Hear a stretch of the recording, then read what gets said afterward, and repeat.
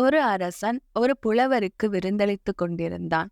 அப்போது வானில் கழுகு ஒன்று பாம்பை தன் கால்களில் பற்றிக் கொண்டு அவ்வழியே பறந்து சென்றது. பாம்பின் வாயிலிருந்து ஒரு துளி விஷம் அரசன் வைத்திருந்த உணவு பாத்திரத்தில் விழுந்துவிட்டது. அதை அறியாமல் அரசன் அந்த உணவை அந்த புலவருக்கு அளிக்க, அதை உண்ட மறுகணமே அவர் இறந்து போனார். புலவரின் மரணம் அரசனை வேதனையில் ஆழ்த்தியது. கர்மாக்களுக்கான வினைப்பயனை நிர்ணயிக்கும் சித்திரகுப்தருக்கு இந்த கர்ம வினையை யாருக்கு கொடுப்பது என்று குழப்பமாகிவிட்டது. கழுகிற்கா, பாம்பிற்கா அல்லது அரசனுக்கா? கழுகு பாம்பை தூக்கிக் கொண்டு சென்றது. அதன் மேல் எந்த தவறும் இல்லை. விஷம் இறந்து போன பாம்பின் வாயில் வழிந்தது. அது பாம்பின் குற்றமும் இல்லை. அரசனுக்கோ உணவில் பாம்பின் விஷம் கலந்தது அறியவில்லை. அது அவன் அறியாமல் நடந்த செயல். எனவே யாருக்கு இந்த பாபம் போய் சேரும் என்று சித்திரகுப்தருக்கு முடிவெடுக்க முடியவில்லை. இதை பற்றி யமதர்மரிடம் கேட்போம் என்று தன் குழப்பத்தை கூறினான் சித்திரகுப்தர்.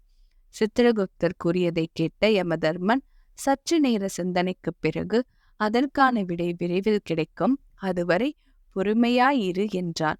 ஒரு சில நாட்கள் கழித்து மற்றொரு புலவர் அரசனின் உதவியை நாடி வந்தார். அவர் அரண்மனைக்கு வழி தெரியாமல் சாலையோர வியாபாரம் செய்து கொண்டிருந்த பெண்மணியிடம் வழி கேட்டார். அப்பெண்மணியும் அவருக்கு சரியான பாதையை கூறிவிட்டு, இந்த அரசன் இரக்கமற்ற கொடியவன், புலவர்களை கொல்பவன், அவனிடம் சற்று எச்சரிக்கையாக இருங்கள் என்றாள். இவ்வாறு அவள் கூறி முடித்ததும் அடுத்த நொடி சித்திரகுப்தருக்கு விடை கிடைத்துவிட்டது. புலவரை கொன்ற கர்மாவின் வினைப்பயன் முழுவதும் இந்த பெண்மணிக்கே சேரும் என்று முடிவெடுத்தார். எப்படி?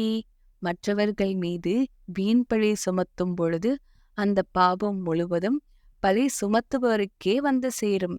உண்மையை அறியாமல் அபாண்டமாக பிறர் மீது பழி சுமத்துவோரும், தெரிந்தே வீண் பழியை பிறர் மீது சுமத்துவோரும் அந்தந்த கர்ம வினைகளின் பயன் முழுவதும் வந்து சேரும்.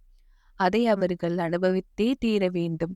எந்த ஒரு விஷயத்தையும் திரித்து பொய் சொல்லி மற்றவர்கள் மீது பழி சுமத்தும் ஒவ்வொருவரும் அதற்கான வினைப்பயனை அனுபவித்தே தீர வேண்டும் என்பதுதான் நியதி. எனவே உண்மைகளை மட்டும் சொல்லுவோம், நன்மைகளை மட்டுமே பெறுவோம். நன்றி.